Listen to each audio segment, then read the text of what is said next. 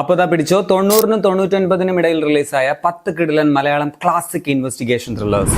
തന്നെ ബ്ലാക്ക്മെയിൽ ചെയ്ത് പണം തട്ടാൻ ശ്രമിക്കുന്ന ഒരു സ്ത്രീയെ കണ്ടെത്താൻ ആവശ്യപ്പെട്ടുകൊണ്ട് ലത ഒരു മുൻ പട്ടാളക്കാരനായ ക്യാപ്റ്റൻ ഹരിഹരന്റെ അടുത്തെത്തുന്നു. അയാളുടെ അന്വേഷണത്തിനിടെ ആ സ്ത്രീ കൊല്ലപ്പെടുകയും തുടർന്ന് നടക്കുന്ന അന്വേഷണവുമാണ് ഈ സിനിമ പറയുന്നത്. ചിത്രം 91-ൽ കെ മധു സംവിധാനം ചെയ്ത് മമ്മൂട്ടി, ശോഭന, രേഖ തുടങ്ങിയവർ അഭിനയിച്ച അടയാളം. ഒരു ട്രെയിൻ യാത്രയിൽ 3 സുഹൃത്തുക്കൾ ഒരു പെൺകുട്ടിയെ പരിചയപ്പെടുന്നു. പക്ഷേ അവൾ കൊല്ലപ്പെടുന്നു. ഇവർ സസ്പെക്ട്സ് ആയി മാറുന്നു. തുടർന്നുണ്ടാകുന്ന അന്വേഷണവും സംഭവങ്ങളും പറയുന്ന ചിത്രം 90-ൽ ജോഷി സംവിധാനം ചെയ്ത് മോഹൻലാൽ, മമ്മൂട്ടി, സുചിത്ര തുടങ്ങിയവർ അഭിനയിച്ച നമ്പർ 20 മദ്രാസ് മെയിൽ. സിസ്റ്റർ അമലയെ കോൺവെന്റിലെ കിണറ്റിൽ മരിച്ച നിലയിൽ കണ്ടെത്തുന്നു. പോലീസ് അന്വേഷണത്തിൽ ഇതൊരു കൊലപാതകമാണെന്ന് മനസ്സിലാകുന്നു. കൊലപാതകയെ കണ്ടെത്താനായിട്ട് DIG ഈശോ പണിക്കർ എത്തുന്നതും തുടർന്ന് നടക്കുന്ന സംഭവങ്ങളുമാണ് ഈ സിനിമ പറയുന്നത്. ചിത്രം 99-ൽ കെ മധു സംവിധാനം ചെയ്ത് സുരേഷ് ഗോപി, സംഗീത തുടങ്ങിയവർ അഭിനയിച്ച ക്രൈം ഫയൽ. 92-ൽ കേരളത്തെ ഞെട്ടിച്ച അഭയ കേസിൽ നിന്നും ഇൻസ്പയർഡ് ആയി ഒരുക്കിയ പടമാണിത്.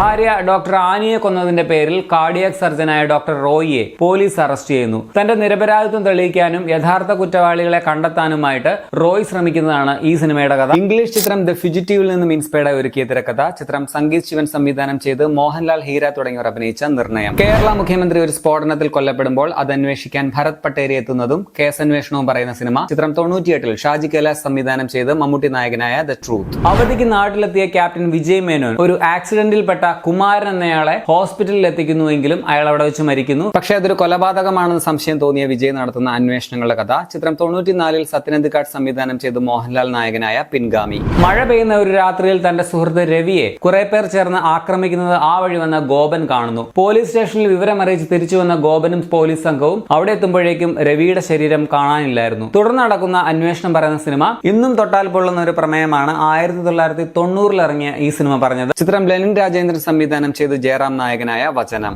നഗരത്തിൽ തുടരെയായിട്ട് 3 വീട്ടമ്മമാരുടെ കൊലപാതകങ്ങൾ നടക്കുന്നു. സ്ത്രീകളെ മാത്രം ലക്ഷ്യം വെക്കുന്ന ഈ സീരിയൽ കില്ലർ ആരാണെന്ന് അന്വേഷിക്കാനായിട്ട് അസിസ്റ്റന്റ് കമ്മീഷണർ ഹരിപ്രസാദ് എത്തുന്നു. ചിത്രം മോഹൻ സംവിധാനം ചെയ്ത് മോഹൻലാൽ, രഞ്ജിനി തുടങ്ങിയവർ അഭിനയിച്ച് 90-ൽ റിലീസായ മുഖം. ഒരു കൊലപാതക പരമ്പര അരങ്ങേറുമ്പോൾ SP ഹരിദാസ് ദാമോദരന് ആ കേസിന്റെ അന്വേഷണ ചുമതല ലഭിക്കുന്നു. അയാളുടെ അന്വേഷണം ചെന്നു ചേരുന്നത് ഒരു സൈക്കോപാത്തിലേക്കാണ്. ചിത്രം 90-ൽ ജോഷി സംവിധാനം ചെയ്ത് മമ്മൂട്ടി, നെടുമുടി വേണു, സുമലത തുടങ്ങിയവർ അഭിനയിച്ച ഈ തണുത്ത വെളുപ്പംകാലത്ത്. നാട്ടിലെ അറിയപ്പെടുന്ന ഒരു സെക്സ് വർക്കറായ കുമുദത്തെ അവരുടെ വീട്ടിൽ മരിച്ച നിലയിൽ കാണപ്പെടുന്നു. കേസ് അന്വേഷിക്കാനായിട്ട് CI രവീന്ദ്രൻ എത്തുന്നു. കുമുദത്തിന്റെ മരണത്തിന് പിന്നിലെ ചിന്നിച്ചിതറി കിടക്കുന്ന നിഗൂഢതകളുടെ കണ്ണികൾ ഓരോന്നായിട്ട് യോജിപ്പിച്ചെടുക്കുന്ന കുറ്റാന്വേഷണ കഥ. ചിത്രം 90-ൽ KG ജോർജ് സംവിധാനം ചെയ്ത് അശ്വിനി, സായികുമാർ തുടങ്ങിയവർ അഭിനയിച്ച ഈ കണ്ണികൂടി.